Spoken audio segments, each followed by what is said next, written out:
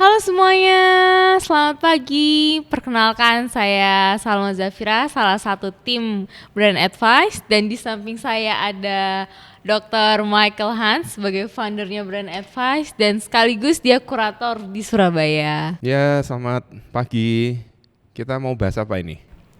Tentang yang lagi hits-hitsnya nih Pak, tentang masalah kepailitan, masalah PKPU. Oh, yang Apindo itu ya? Iya, Nah, bener. kemarin kalau nggak salah kan di berita-berita itu rame diberitain kalau Apindo itu mengajukan ke pemerintah untuk minta moratorium permohonan pilot dan PKPU Iya, bener di sekali. Indonesia. Jadi dia minta permohonan kepalitan dan PKPU ini supaya nggak diterima bahkan mungkin sampai tahun 2025 kalau nggak salah. Iya bener, 2025. Itu kalau kan Bapak kan sebagai kurator nih, menurut pendapat Bapak gimana? Ya, memang saya kebetulan sebagai salah satu kurator ya di Iya. Indonesia sih, walaupun kantor di Surabaya ya.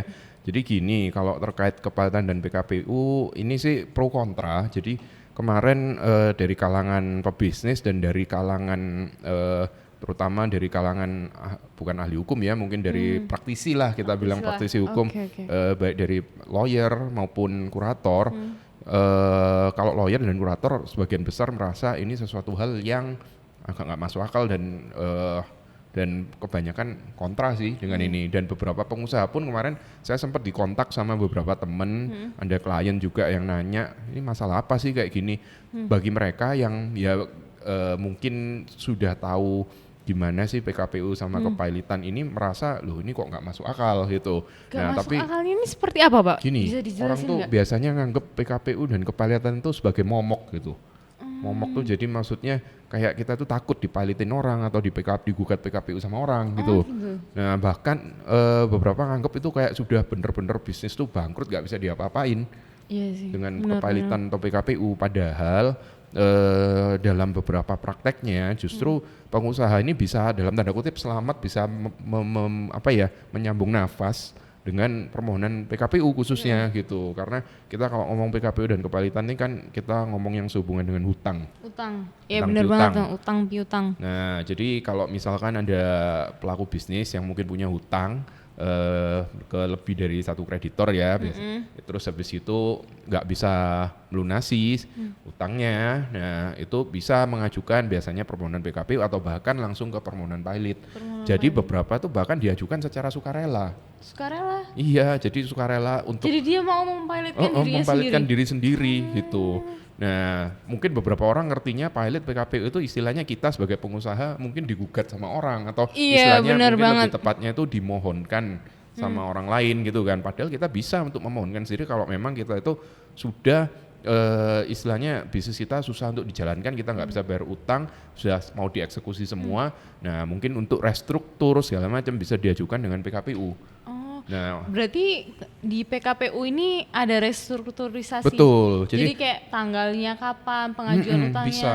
Nah, Kayak negosiasi gitu ya Pak ya? betul. Bahkan kalau kita ngomong PKPU dulu ya, mungkin teman-teman yang belum familiar dari tadi kita ngomong PKPU itu kan namanya aja penundaan kewajiban pembayaran utang gitu. Jadi dengan PKPU itu bisa diajukan dari debitornya atau yang punya hutang ya, atau kreditornya atau yang punya piutang gitu ya. Nah, lalu kalau sudah masuk permohonannya itu proses-prosesnya kan nanti ada prosedurnya, tapi untuk singkat cerita aja ya, itu nanti yang kita cari itu namanya perdamaian justru. Perdamaian. Jadi hasil akhirnya itu justru perdamaian kalau dengan PKPU. Nah, nanti apakah Negosiasi berarti betul. Jadi nanti negosiasi yang sampai diwakili damai bener iya, gitu ya Pak ya? bener. Jadi Oh memang sih ada gitu. jangka waktunya di Indonesia. Jadi kalau menurut undang-undang kalau PKPU itu ada dua macam. Ada yang sementara dan ada yang tetap istilahnya. Apa Nah, bedanya Pak kalau boleh tahu? itu bedanya sih kalau awal biasanya diajukan ke PKPU sementara dulu. Nah, kalau masih belum tercapai perdamaian lanjut ke PKPU tetap. Yang membedakan yang utama itu di jangka waktunya. Jangka Yang waktunya. utama. Jadi untuk jangka waktunya PKPU sementara itu kan 45 hari. Kalau tetap itu 270 hari. 270 hari. Nah, jadi Bisa 2 dalam tahunan jangka ya? waktunya nggak sampai sih kalau 2 tahunan, Oh iya. nggak sampai setahun. Nah, justru dengan dalam jangka waktu itu diupayakan para pihak yaitu kreditor dan debitor supaya dapat mencapai perdamaian. Nah, perdamaian tuh kan diajukan. Jadi debitor tuh mengajukan usulan perdamaian. Usulan perdamaian tuh isinya apa? yang paling umum sih biasanya bisa minta grace period. Jadi minta kayak ya udah kita nggak bayar dulu ya utangnya, kita tunda gitu. Oh, sampai Bisa. bisa sampai segitunya Iya, ya, Pak ya? bisa, heeh. Dan itu ke semua kreditor berlakunya, bukan cuma kayak misalkan kita punya Wow. hutang sama 2 bank, lalu ke 10 supplier. Nah, itu nanti mengikat ke semua gitu. Kalau dengan PKPU. Nah, terus habis gitu biasanya yang diajukan lagi itu haircut istilahnya. Haircut tuh Kayak gimana tuh, Pak? Kok haircut? jadi potong rambut ya. Potong, ya kamu saya potong rambut aja. Bukan haircut Oh, itu. bukan gitu. Jadi istilahnya kita misalkan punya utang 200 M, nah kita minta ya udahlah kita bayar 100 M aja gitu. Oh, kayak Terus kasih diskon kasih gitu. diskon, istilahnya kalau di dunia perbankan hutang piutang itu kan haircut. Oh, Nah, gitu. terus habis gitu bisa juga minta restrukturisasi itu.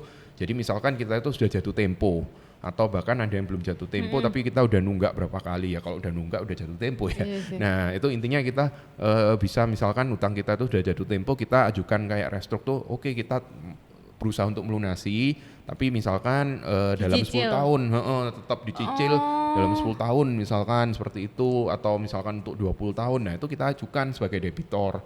Jadi mungkin orang nganggap kalau kita sudah masuk kepalitan atau bahkan masih PKPU tuh udah nganggap kayak wah ini udah akhir dari bisnis akhir gitu. bisnis. Nah, Padahal enggak ya. belum tentu. Belum tentu. Iya, malah Malah- justru dengan PKPU kepalitan tuh kadang kita bisa menyambung nyawa gitu. Dan ada sih beberapa contohnya yang justru dengan PKPU dan kepalitan tuh bisa akhirnya ya kita kalau ngomong apa namanya sukses enggak sih ya, kita kalau ngomong udah masuk ranahnya ke kepalitan atau PKPU berarti ada yang nggak bener, Ada yang salah. iya, tapi Wah, gitu.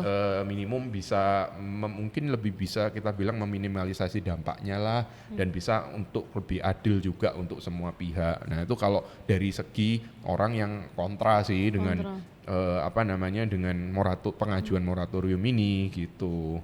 Oh, gitu ya, Pak ya. Oke, itu kan dari pihak kontranya. Kalau pihak pronya gimana, Pak? Nah, jadi mungkin Apa untungnya? Kalau untungnya misalnya tuh tidak gini. dengan ada yang pilot ini. Beberapa itu menganggap ya ini alasannya ya yang diajukan oleh Apindo tuh di Indonesia tuh hukum kepalitannya ada yang bilang terlalu kejam, ada yang bilang terlalu mudah untuk orang tuh jadi pilot gitu.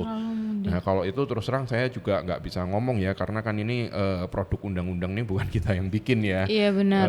Tapi memang sih prakteknya ada beberapa yang memang nggak seharusnya pilot jadi pilot. Salah satu contohnya itu istilahnya insolvency. Konsep insolvency itu kalau di Indonesia tuh bisa dibilang nggak ada. Jadi memang di undang-undang ada insolven gitulah istilahnya. Sehari-hari juga kita pakai dalam kepalitan. Tapi kalau kita bandingkan dengan hukum kepalitan di luar negeri, itu selalu dilakukan tes dulu, istilahnya tes insolvency test. Jadi apakah perusahaan ini mungkin sih saya nggak akan jelaskan full ya, karena itu juga konsep lebih ke bidangnya pakar keuangan ya. Jadi kalau perusahaan ini sudah dinyatakan insolven, maksudnya bisa dibilang tuh rasio-rasio apanya itu kalau sudah Lagi dianggap bermasalah iya keuangannya bermasalah lah ya. banget dan udah nggak bisa memang baru masuk ke bankruptcy. Kalau di luar negeri kan istilahnya Oh, bankruptcy. gitu.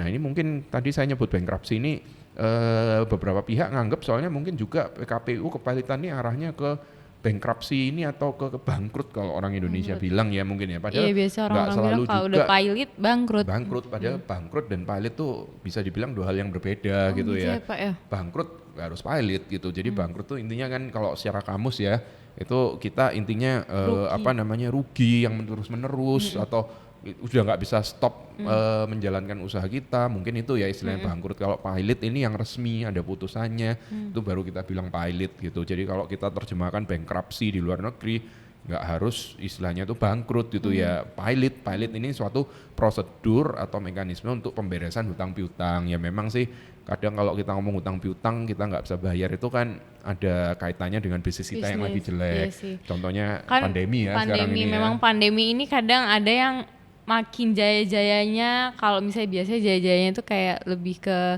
yang kesehatan-kesehatan, yang lainnya Iya. juga berdampak lah, berdampak Banyak, negatif. kayak industri atau mungkin bidang itu ya Kayak apa namanya perhotelan, F&B, iya F&B. betul.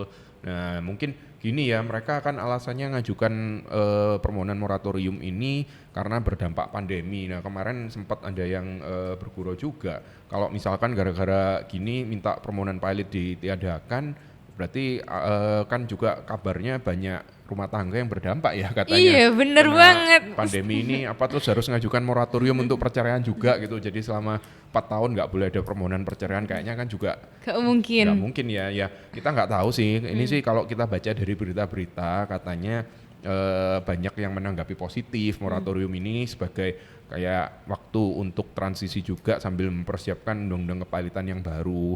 Kemarin kalau nggak salah memang sudah ada RUU-nya, tapi masih belum jadi undang-undang gitu. Karena mungkin kan pemerintah masih fokus ke untuk penanganan pandemi ya mungkin. Jadi kita masih belum ada sih undang-undang revisinya yang baru. Undang-undang kepahilitan sendiri udah dari tahun 2004. Jadi dulu dibikin undang-undang itu tuh kurang lebih sejarahnya zaman-zaman setelah kita recovery dari Krismon 97 itu kan. Nah makanya banyak perusahaan yang mungkin kurang berjalan atau gimana, makanya dibikinkanlah mekanisme kepahilitan yang sekarang kita punya di Indonesia ini. Kalau menurut Bapak setuju atau enggak? Pro apa kontra nih kalau boleh saya tahu? Kalau terus terang sih ya kontra ya, karena kan terus terang saya sebagai kurator juga ya, jadi kita sih kurator memang pihak yang istilahnya pihak netral yang membantu proses kepahilitan ini kan gitu ya. Nah kenapa saya kontra? Karena ya itu tadi alasan yang saya sebutkan, kepahilitan PKPU ini bukan selalu istilahnya itu untuk kita itu kayak menyerang suatu perusahaan, bahkan kita beberapa kali gitu ya? iya, jadi bukan kayak kita tuh istilahnya kayak mau jatuhin atau matiin orang, tapi justru beberapa kali kita itu diminta oleh perusahaan untuk merestrukturisasi utang-utangnya. Nah kalau di situ justru kita perlu adanya lembaga kepahilitan dan PKPU ini supaya bisa istilahnya kita menata bisnis kita lagi pelan-pelan, minta penundaan, minta haircut, itu tadi banyak sih hal-hal yang bisa kita ajukan, minta grace period segala macam itu. Nah kalau dari saya lebih ke arah situ sih, karena nggak semuanya PKPU ini hal yang negatif gitu. Ya memang sih negatif ya, tapi kan nggak semuanya yang mematikan lah, karena ya memang orang banyak kesalah kaprahan juga, mungkin nggak terlalu ngerti apa sih kepahilitan PKPU. Dan juga belum mempelajari secara detail gitu.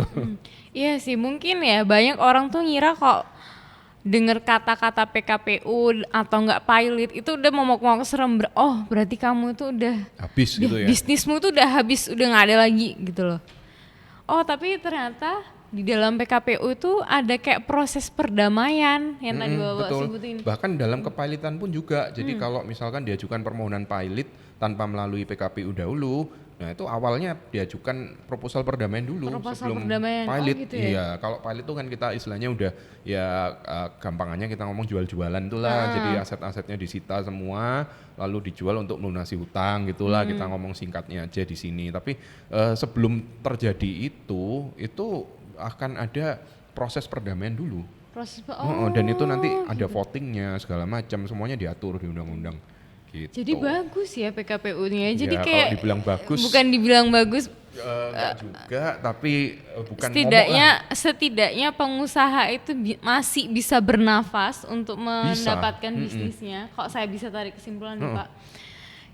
Kayak bisa bernafas dengan cara mencicil, ya kan, mencicil utangnya, bisnis pun jalan, utangnya juga jalan. Itu tadi ada namanya going concern juga. Kayak gimana tuh Pak maksudnya? Jadi maksudnya salah satu asasnya itu gimana caranya supaya usaha ini tetap kalau bisa tuh jalan, nggak sampai tutup. Itu salah satu asasnya di Undang-Undang Kepahilitan yang sekarang. Jadi itu diatur, bukan berarti terus kalau udah pilot, udah PKPU itu berhenti gitu. Jadi masih dimungkinkan untuk menjalankan usaha. Kalau Safira sendiri gimana? Setuju nggak? Kayaknya kurang setuju sih. Kurang setuju. Karena PKPU itu sebenarnya itu ajang damai, bukan ajang damai ya. Mungkin kayak kesempatan negosiasi. Ya. Karena ketika kita bisnis ya namanya juga bisnis tuh ya pasti ada up and down, ya namanya juga semuanya pasti namanya pandemi. Siapa sih yang nggak mengalami dampak pandemi? Gitu.